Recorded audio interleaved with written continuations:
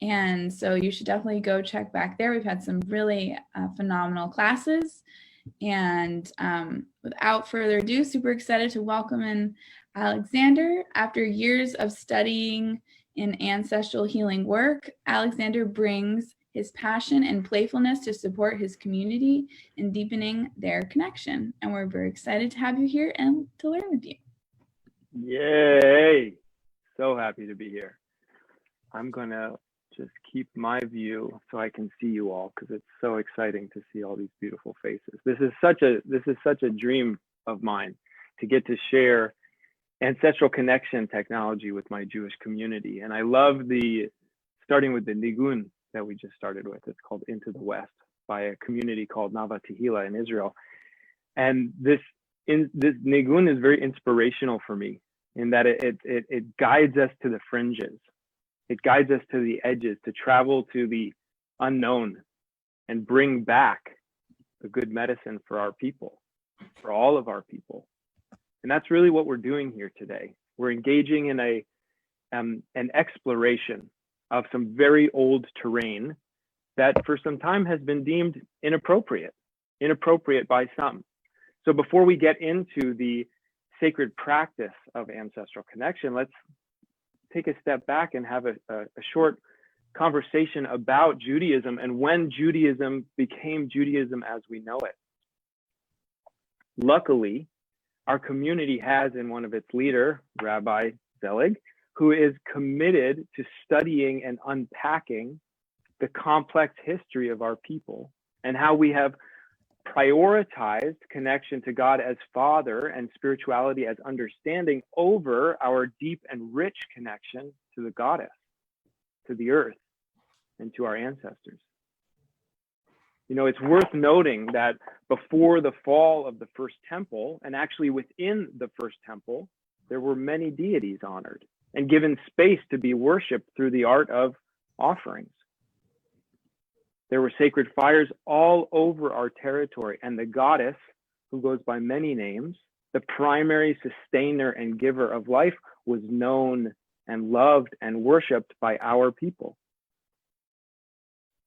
Through a long and complicated history of political and cultural shifts, there came to be a centralization of power, and the many fires were put out.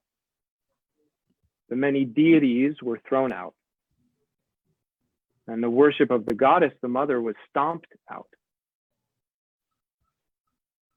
Around 1200 CE, the Common Era, after over 1,000 years of living in exile, the Rambam in Spain arrives, and he delivers a very controversial book to the Jewish people. And this book is called the Mishnah Torah, and it solidifies or concretizes the code of Jewish law.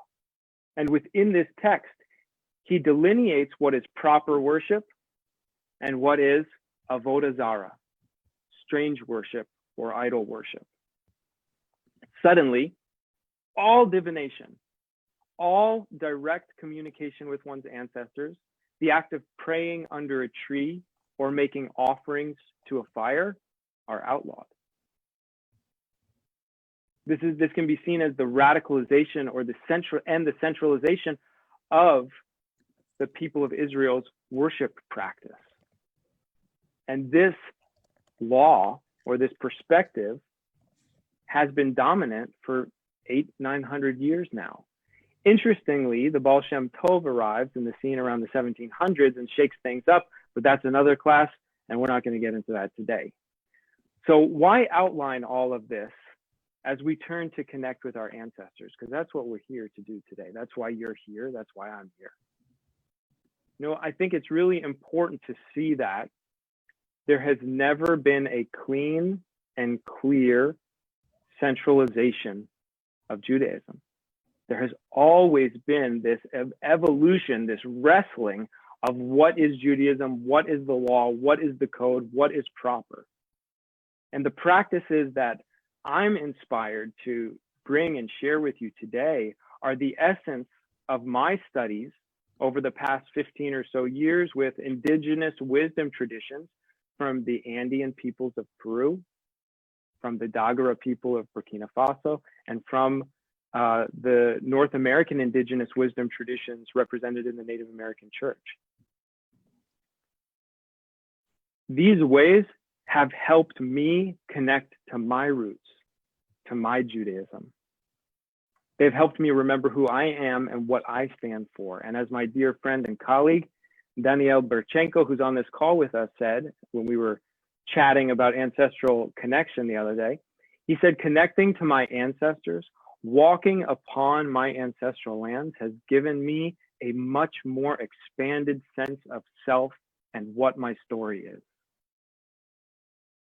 For me, connecting to my ancestors is like plugging into a pipeline of resource that propels and guides me to be an effective change maker on planet right now. I'm personally not interested in spirituality that just helps me feel better about things. I need my spirituality to produce measurable results in my life and in the life of my community. And I need to be able to track how the medicine, how the healing drawn forth by my devotion and the generosity of spirit, how that creates healing. Now, I don't need to understand it, but I do need to trust that what I share is actually effective and can benefit your lives. This is why I'm so passionate about ancestral connection, because of its proven efficacy in my life and the life of those that I have been blessed to support. So to be clear, this is not about remembering our ancestors. This is not about creating a beautiful place in your home where you have pictures of your ancestors and you walk by and you say, hey, I remember that hug.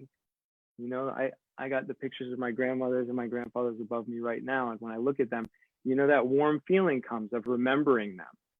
That's different. This time that we get to spend together this morning is about calling the ancestors to us. It's about learning to communicate through the veil between the worlds.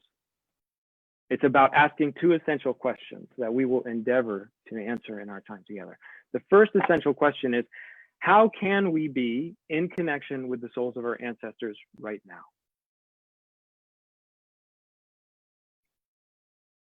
The second question that we're going to endeavor to answer is, how does connecting with our ancestors right now help us navigate and thrive in this time of pandemic?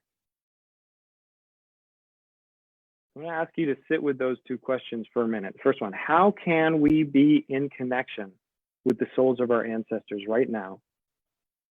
And how does connecting with our ancestors right now help us navigate and thrive in this time of pandemic?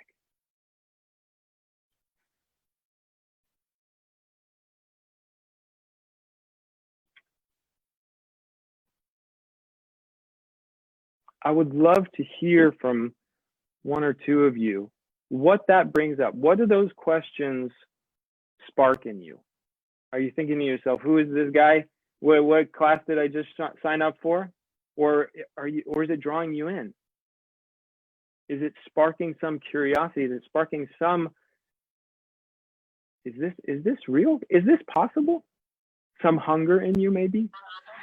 Hello. Hello, who's this?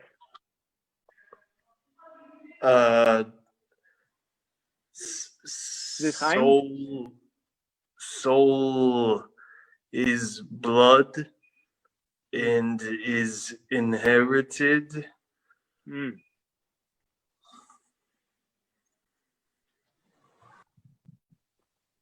Soul is blood and is inherited. Soul is blood.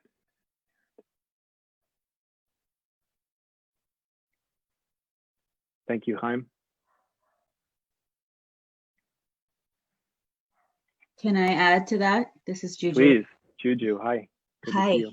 I found that really, soul is blood. And we see that in both the language that we use in the Hebrew language. I think it's, that within the term blood, there is some sense of ancestor, earth, soul, all of that.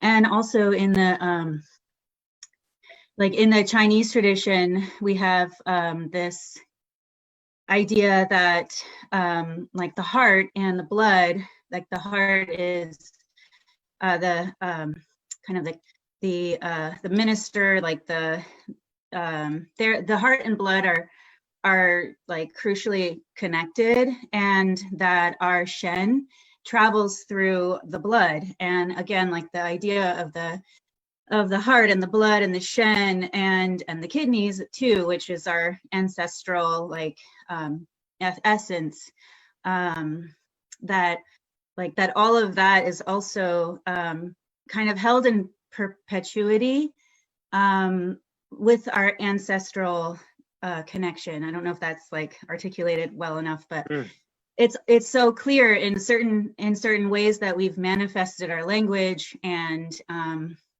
our philosophies, whether it's a Chinese philosophy or Asian philosophy, or even like our Hebrew language and philosophies. It's like integral in our understanding of self and culture and blood. Beautiful. Thank you, Juju. I love your weaving in of your Chinese medicine studies here. Thank you. That reminds me of actually something Rachel, Zelig's wife, shared with me, an understanding of ancestry as blood, bone, and I think it was fire. I might have been wrong about that one, but the blood ancestors is exactly what Chaim was bringing up. These are our blood ancestors, the ones who have given birth to this body. And then there are the bone ancestors, and these are the ancestors of the land that we live upon. This is what makes up our bones. The food we eat is from the land, is from these ancestors upon whose land we're on.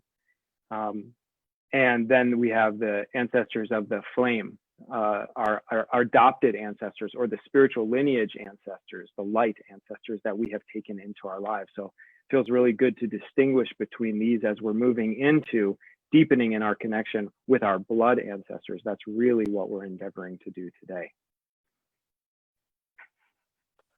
I'd like to offer something on the second question. It's David Schiller. I'm not on video yet, but I hope to be in a little bit. Welcome, David. Love to hear your voice. Hey, brother. Amen. So yeah, I mean, maybe it's obvious, but I feel like it should be stated that so many of our ancestors were faced with horrible tragedies that they had to struggle through. Whether it was those that wanted to destroy us, or any kind of hate speech in more recent times, or we can look to how our ancestors survived through their struggles to help us with our current one. Beautiful. Thank you, bro. Thank you for bringing that in here. And it reminds me of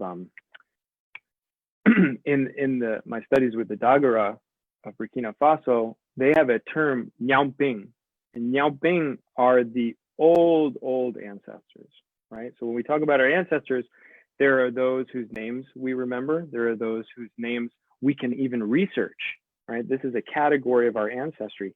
Then there are those ancestors way back, way back, where the names have disappeared. They are no longer traceable. Where they lived is no longer traceable. This is a different category of ancestral support that we are endeavoring to call to us, right? Because David, you make a really good point that to call ancestors to us that are in some understanding still working through the trauma that they lived through, they may not be able to provide the support and guidance that we need right now, right? So for us to be specific and clear about what category of ancestry we're calling to and who we're calling to the healed up ancestors. We're calling to the ancestors that had really beautiful relationship with the earth. We're calling to the ancestors who knew how to treat each other well, right? So we have that authority of who we're calling to us. And that's something as spiritual practitioners, we get to learn to strengthen that muscle. It's not everybody come to the party right away. No, let's be clear. Let's pause. Let's take a breath. who are we actually calling? And as we deepen in this next hour together, let's keep presencing together. We're calling the ones that are healed up and able to be of support to us right here and right now. There's so much work that we can get into in a totally different environment where we're actually supporting the ancestors in their healing work. But right now, primarily, we're just going to enliven the field so that you can, together and individually, call the ancestors that can actually provide nourishment for you. Chaim, I'm going to ask you to hold on 1 second. Chaim, can I keep going? And then I'm going to open up the space for more questions later. Does that work for you? Yeah. Yeah. And also, Chaim, I want you to know, like, I would love to be in conversation with you off this call too. Like, I have a feeling you and I could drop into many realms together, and I would love to do that. So maybe if we don't get to your questions today, know that I'd love to be with you. All right. And we'll see if we have time today. All right. Thank you, brother. And we'll come back. We'll see if we have time. So what I would like to do now is I would love to share with you three slides about prayer technology and how we can engage with this practice. And you already know I love efficacy. I love making sure that these tools work. So I love organizing these tools in a way that you all can run with, that you all can take with you into your lives and really engage in these prayer practices. So I want to start by talking for a minute about the prayer basics, what I call like foundations of prayer. And I want to outline the and highlight the difference between following the feeling and the discipline of doing.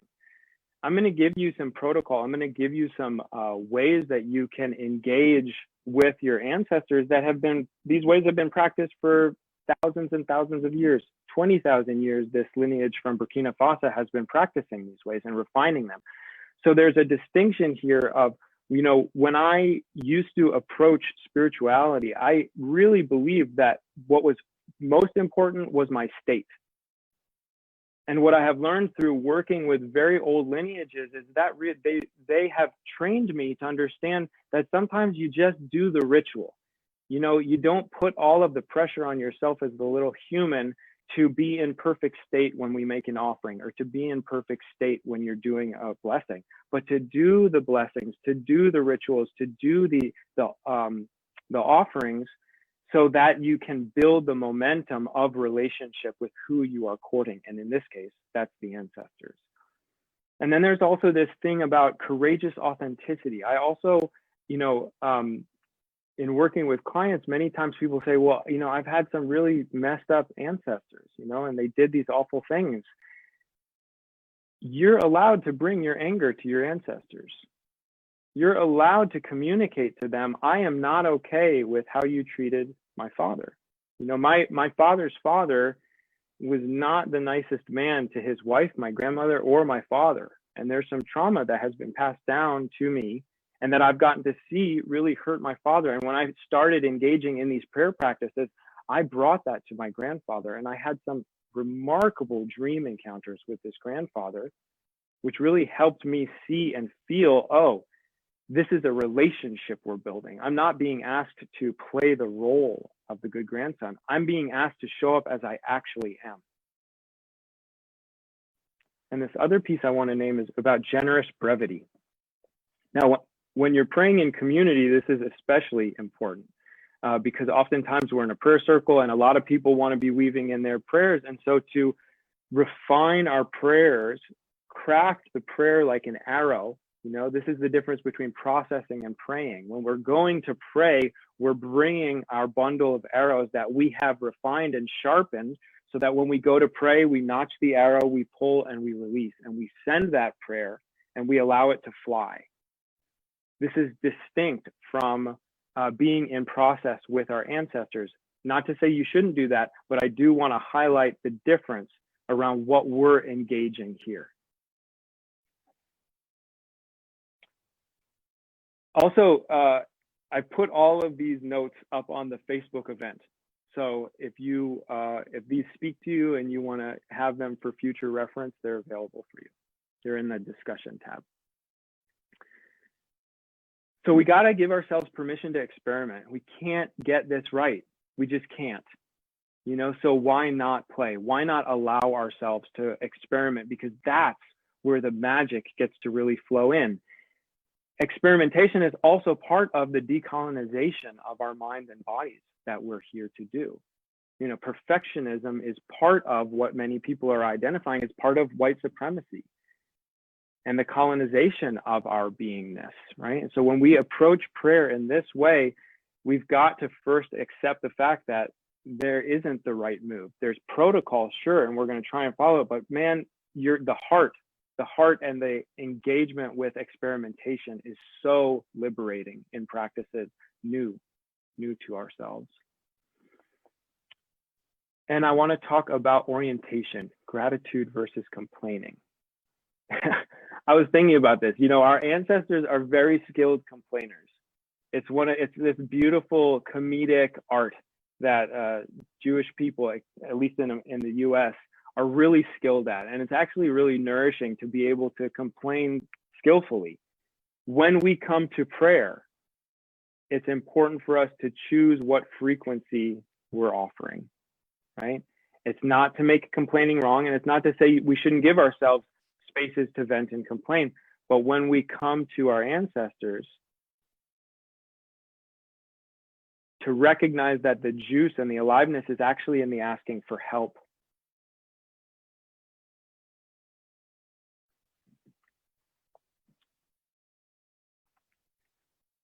And the last slide I would love to share with y'all is on some key ingredients.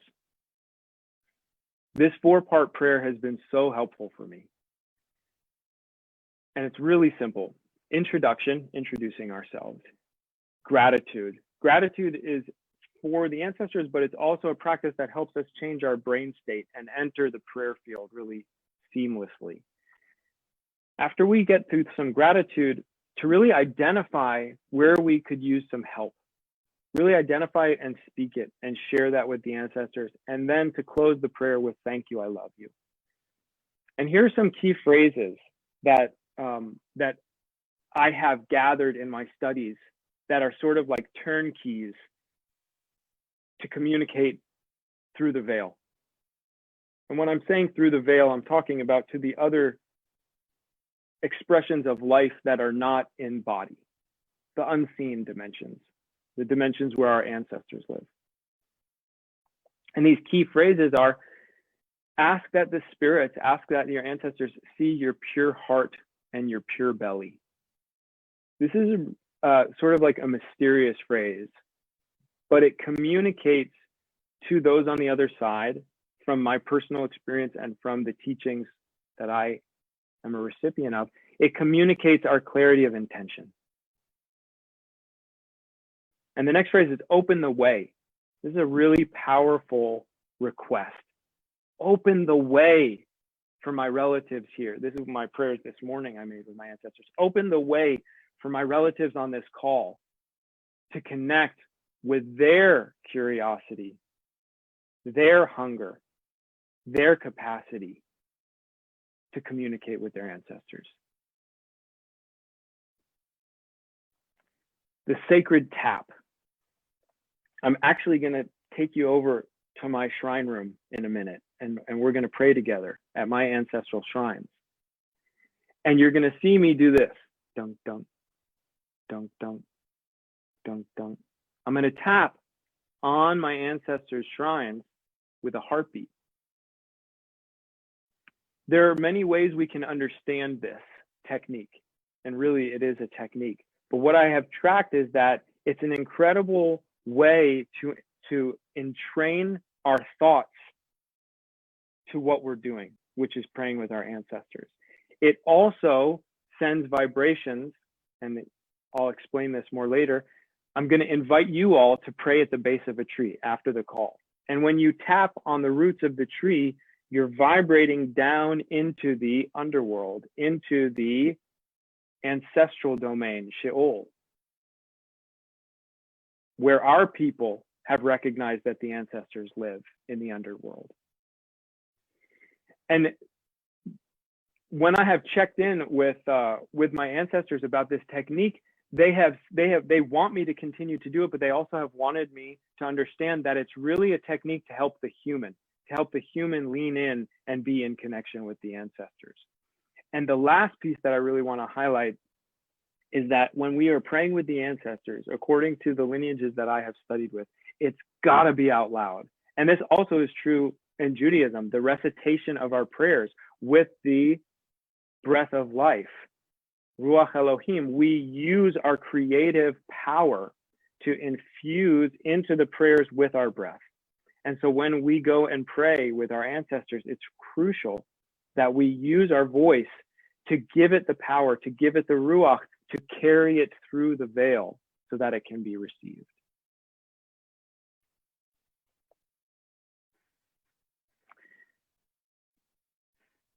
I would love to hear a comment or two from anybody or a question about the slides. That was a lot of information, and I wanted to share some of those keys with you and also give you access to them online. So that, remember, they're on the Facebook group. And yes, Julian, tell me how to say your name. Close. Like I said yesterday, French and pretentious like a high school class, and you've got it right. Julian. Closer. Okay, you do it now. Julian. Perfect. Got it. So, the idea of praying at the base of a tree to connect with ancestors and earth and Sheol and all of that really, that interests me. I love this.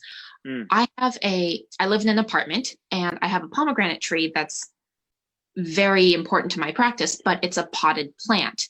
Is this kind of like a all water is one water scenario with the roots in earth and Sheol? Or should I make an effort to go someplace with a rooted in the earth tree? Such a good question. And I got that. I've received this question before and I brought it to my teachers. And the answer that came back was, it's got to be in the earth. It's got to be rooted in the earth. And the other thing is that it doesn't, it's not like this is your tree and you have to return to this tree from now on. It's like when you go on a hike and you bring your little medicine pouch and you bring your offerings, when you're inspired, there's a good tree, you got a prayer to make, you go for it. So we live on the earth shrine, right? So whenever we're out in the wild, we get to pray whenever we want. So I want to take off any pressure on your shoulders to find the perfect tree. The tree will call to you. The spot will call to you when we enter the prayer field on our walks. Maybe one more comment before we go pray together. One more question. Thanks, David. You said that was sweet. Very practical stuff. Practical meets spiritual. That's my jam. Can I ask a question? Please. Who is this? This is Noosh. So Hi, Noosh. Hi. So you mentioned we call on ancestors who are already healed. What if there aren't any, generations of trauma and yes, what all the Jewish ancestors went through in different societies? Yeah, such a good question, Noosh. Thank you.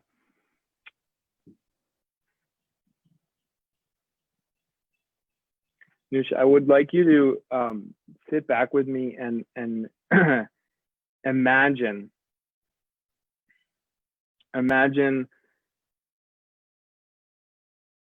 you're looking back behind you.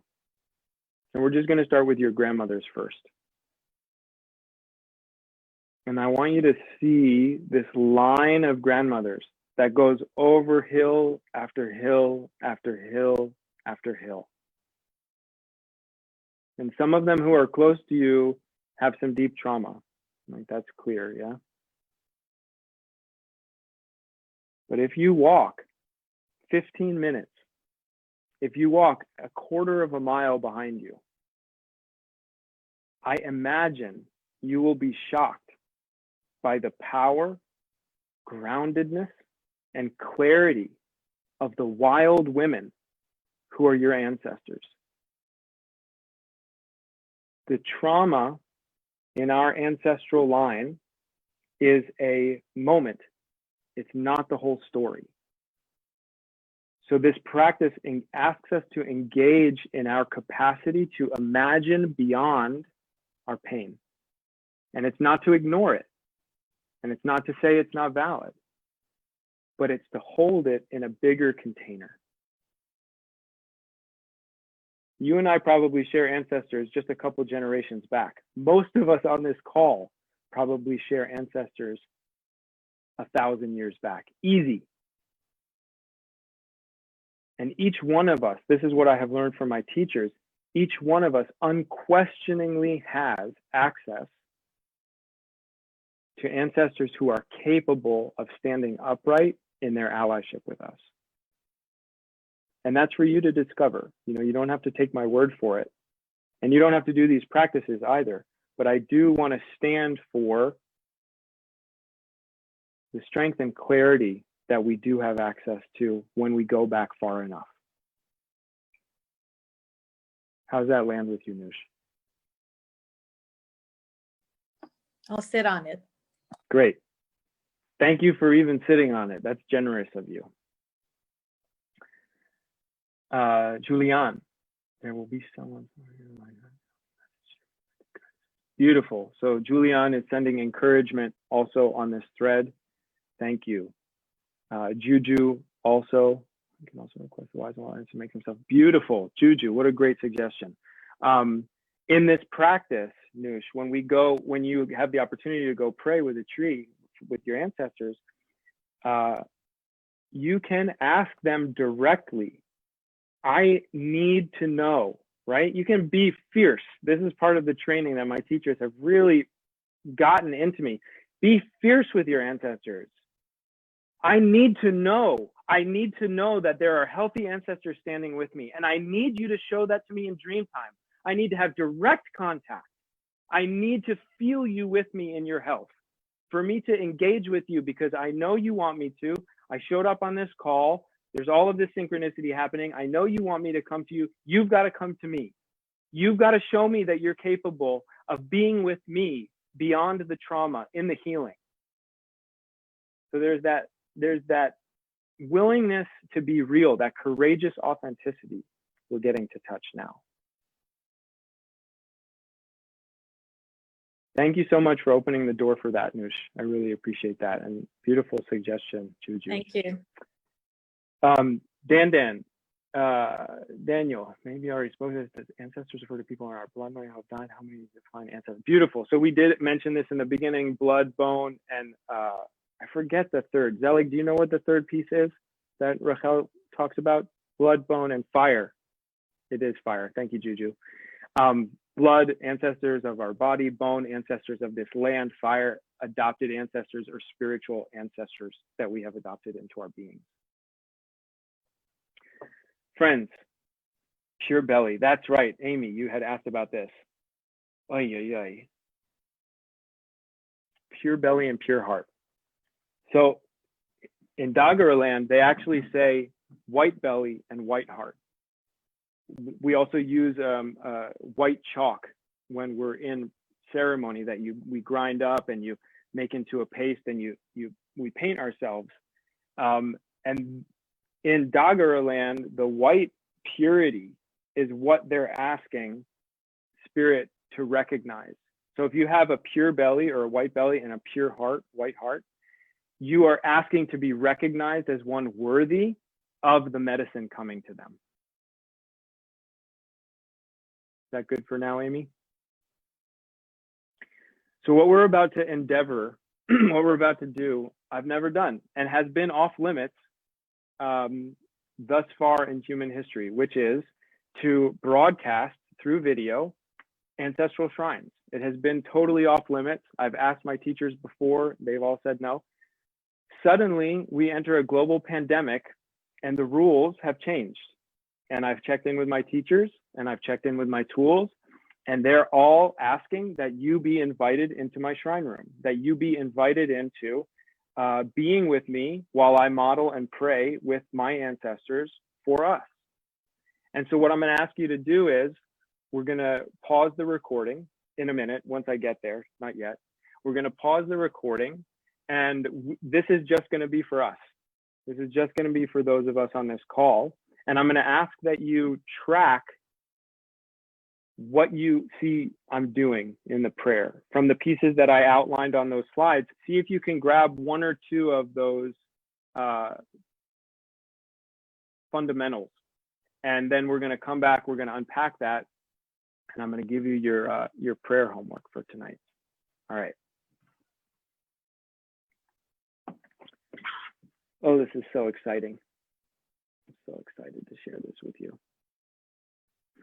So these are what's called initiated shrines. And what I mean by initiated, is that the protocol for activating and building these shrines is very specific, and is part of an initiation process. These are my grandfathers. Oh, I'm so touched that I get to share this with you. Love you all so much. Thank you for being here with me. This is my grandfather's shrines and my grandmother's shrines. It's a very binary medicine path, so it's all gendered, and that would be an amazing conversation to have separately about how to hold that in this world that we're operating in, that is non-binary, and really expanding our capacity to hold medicine.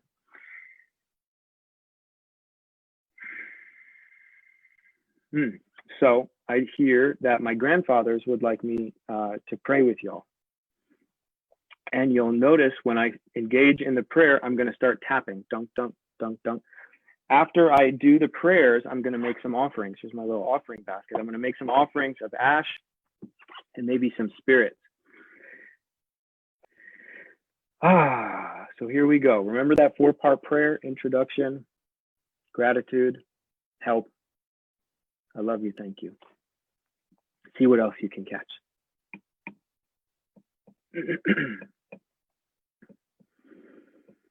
Grandfathers, hear my voice. It's your grandson, Alexander Gail Kugler, Avraham Ben Yosef.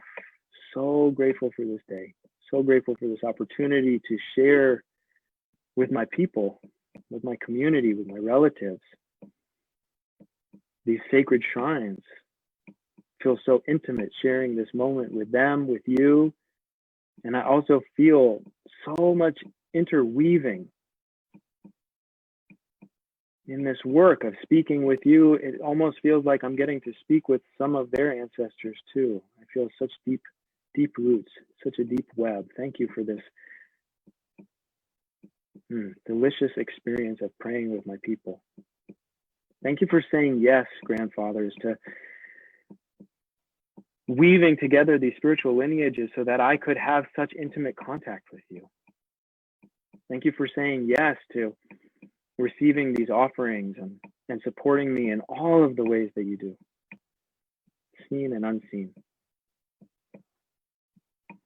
Grandfathers, I want to make a prayer right now. I'm going to ask for help for everyone watching this video right now. I ask that you go out and you speak with all of their ancestors. Gather all of the men of my line and go out and speak with all of their ancestors and let them know they should be listening closely for their descendant. They should be listening for the tapping on the roots of a tree. They should be expecting some offerings of ash and water and spirits. Now, we have gathered here as a tribe today to come back into more intimacy with our ancestors. So please take these offerings that I will make to you in a moment and bring them to the ancestors of all of the people on this call.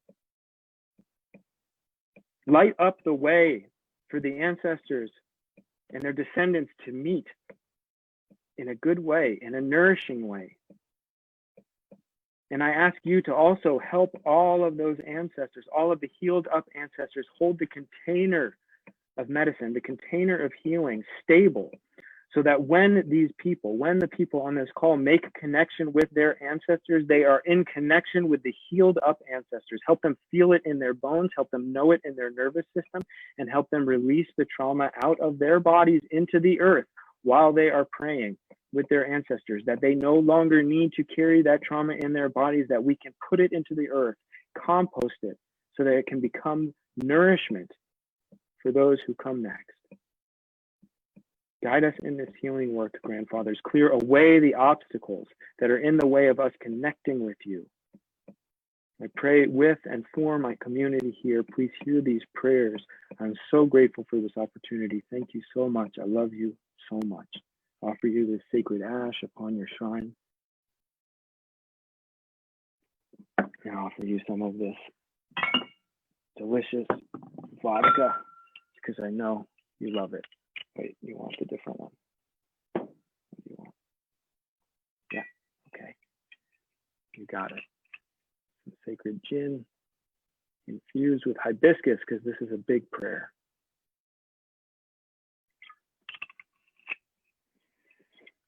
So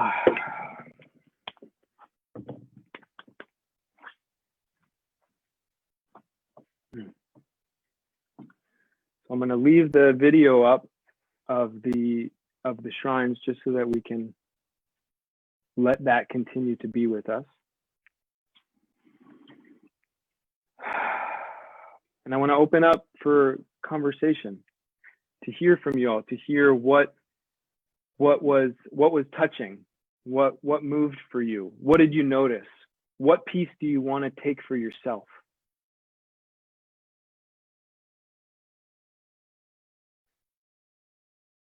Juju, great. Yeah, incense instead of ash. What you can do is you can offer the ash from the incense. The ash is really interesting. Our ancestors had a super specific relationship with ash, right? The directions, the instructions of what to do with ash from the sacred fire are amazing. And in the same way, the Dagara people recognize the name for ash in Dagara is that which cannot be consumed by fire. Primary elemental offering.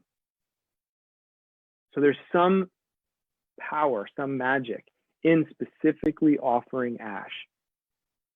Doesn't have to be a sacred fire, it can be.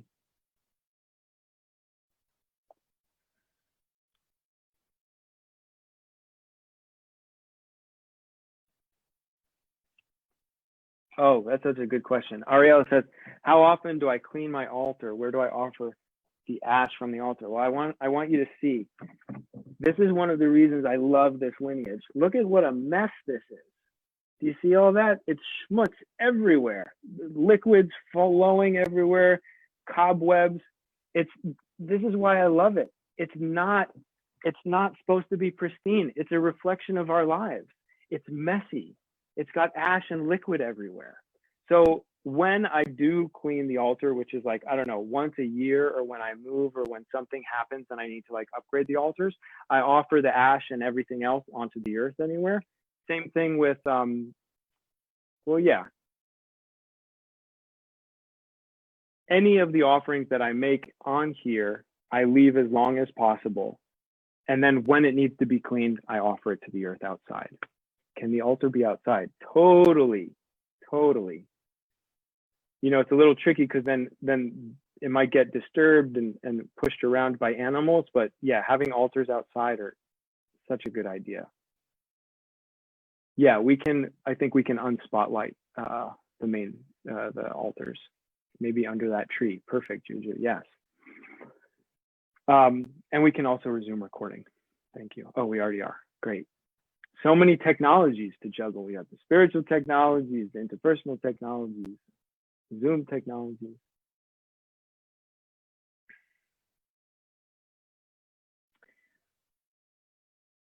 Great questions, beautiful. Thank you, Malka, for posting those, the keys of prayer. So any other comments or questions? I would actually love to speak voices with somebody if you're inspired, and if not, totally fine.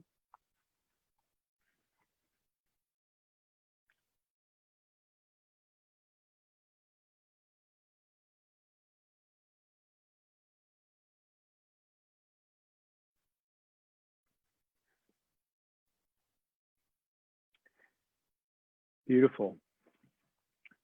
Daniela? I don't know. I feel so impacted that I'm like really having hard time putting words to this.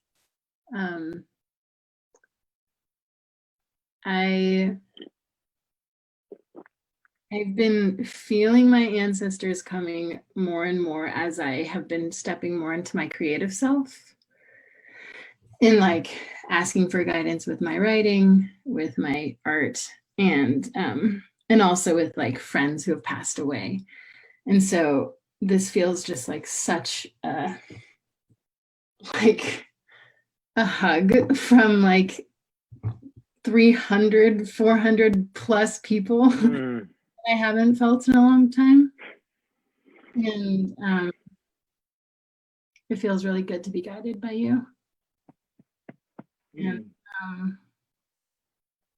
yeah, on my mother's side, I have, my mother's Libyan, and she comes from a family called Bukhobza. That's her maiden name.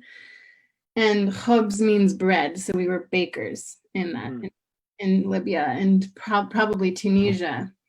And there's a Tunisian family that has made an alcohol called bukhobza from figs. And my great uncle used to make alcohol in his bathtub in Tripoli. So it's just like, feels so good to know what spirits they're gonna like. Yes. We were making it. Yes. I feel very, very lucky to be so connected to my mom's family. And I know that my dad's family has like been feeling a little jealous because I've been so like, I feel such a channel for my mother's heritage. Yeah. And I know my father's side of the family is like, yo, dude, you're half Ashkenazi. Like, figure this out, this balance. So it just feels good to be able to have the practices now to be able to like, together. And so good. Yeah, feel very I want to reflect one thing that I heard you name about the creativity. I called my teacher this morning before this call, and I was like, I tossed my shells. I checked in with everybody. They told me that I can do this, but I want to make sure I'm doing everything kosher. And he laughed at me and he said, you think this was your idea? You think you came up with the idea to share your shrines with your relatives? Like, no, like as your creativity is flowing more and more and you're calling your ancestors to you, this is the expanded definition of self that Danielle was talking about.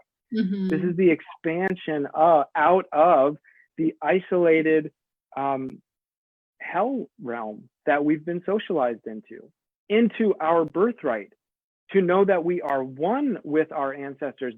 We are the walking prayer of our ancestors. You know, so like your beautiful creativity, like, yes, that is yours, and they are dying, they are starving, they are so pumped to be invited into each one of our lives to help us express that exact genius that we are designed to transmit into this world for the healing, for the great turning. You know, I just want to celebrate your courage and leaning in and trying to put words to the ineffable. Thank you so much, Daniela. Thank you. I want to check in with Alana and Malka. I know that you all have some words to say before like my closing prayer challenge, should you choose to accept it. Yeah, I'm happy to do that now, a couple minutes early to give you a little bit more time at the end. Thank you. Sure. So, hi everybody.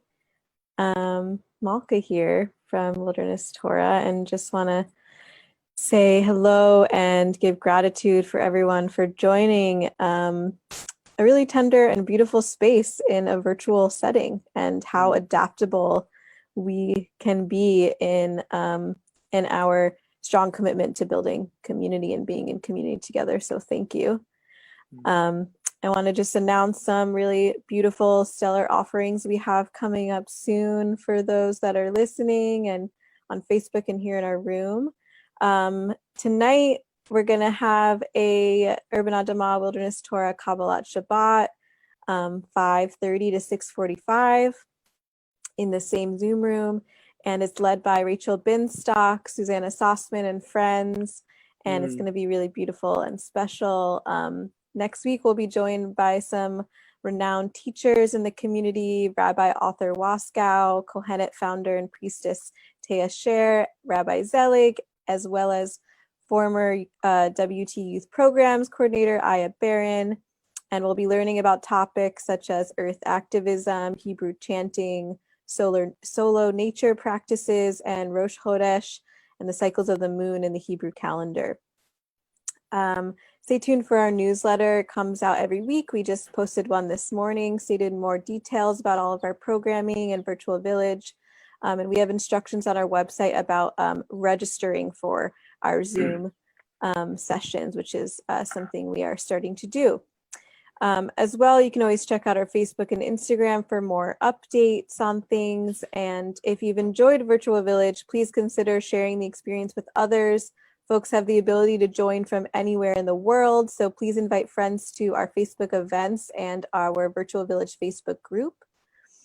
As well, my peer Alana just put some links in the chat for our website and signing up for our newsletter and our donation page if you feel called to support our work deeper. Lastly, just big gratitude and thank you to Alexander Kugler for hosting this session and for really bringing us to a deep place over this wild platform that we're all experiencing. So thank you so much for joining us all together and bringing your wisdom and your prayer for us and expanding out to all that can hear far and wide across the globe. So thank you so much, and I'll pass it back to you for the last little bit. Thank you. I hope you can feel what a pleasure it is for me. This is the work that I am really honored and blessed to do in the world. And I want to put a little chat in the chat field. If you're interested in deepening in your prayer life and finding what is true for you of using these practices to help us connect to your roots, please check out the Facebook group, Walking Our Prayers. We meet every Tuesday for an hour and we study prayer together and we pray together. And I would love to see you all there. And because I know that in order for these practices to have measurable impact in your life, we got to do it. We got to try it on. We got to practice. We got to build this muscle, and we got to build the spiritual momentum that is required for these channels between the worlds to remain open and for the medicine to flow. So the prayer challenge, should you choose to accept it, is to choose 1 week. 1 week where once a day you get yourself out to a tree or to your altar, wherever you feel most connection. In this moment, I'm hearing it's way better for you to get to a tree. You're going to do the tapping on the tree and you're going to speak out loud to your ancestors. Maybe print out that sheet, the foundations of prayer, right? The 4-part prayer is super helpful. Introduction, introducing yourself, right? Some of these ancestors, some of us have never spoken to our ancestors out loud before. It's a really good idea to introduce yourself.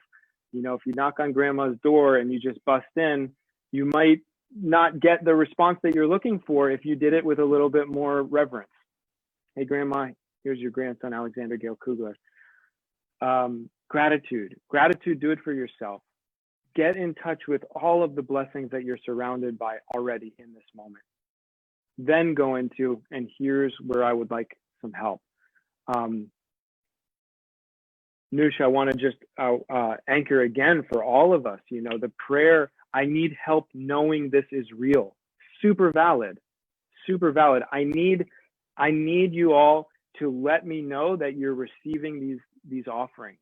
Send me a sign. Send me a sign that my doubting mind can't get in the way of. Right? Totally valid to ask for this. And then you can also ask for help in your life. What's going on? Where do you need help in navigating this time of pandemic? Where do you need help in your personal relationships? Where do you need help in your work? How's your money situation? How's your physical health? Talk to them, update them, let them know. And then thank you, I love you.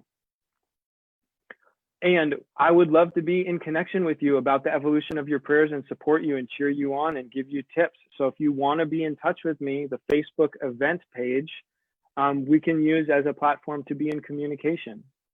I love doing this work. It's such an honor to have gotten to share all of this. And I really hope that we, as the Wilderness Torah community, get to deepen in this world. This is the tip of the iceberg.